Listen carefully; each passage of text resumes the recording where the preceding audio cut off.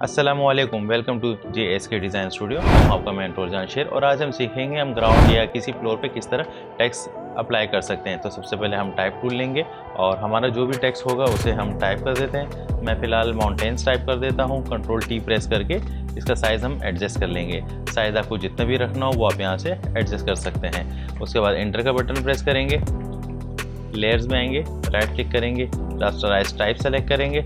उसके बाद Ctrl+T press करेंगे, कंट्रोल का बटन प्रेस करके रखेंगे और ऊपर वाले जो पॉइंट है उसे लेफ्ट की तरफ हम ड्रैग करेंगे, दोनों ऊपर वाले पॉइंट्स को, और फिर नीचे वाले पॉइंट्स को राइट साइड की तरफ हम ड्रैग करेंगे ताकि वो थोड़ी सी पोजीशन उसकी चेंज हो जाए। उसके बाद हम एंटर का बटन प्रेस करेंगे, दोबारा लेयर्स में आएंगे, राइट क्लिक करेंगे, ब्लेंडिंग ऑप्शंस। उसके बाद हम ऑल्ट का बटन प्रेस करके रखेंगे और इस वाले पॉइंट को राइट साइड की तरफ हम ड्रैग कर देंगे। फिर उसके बाद ओके करेंगे।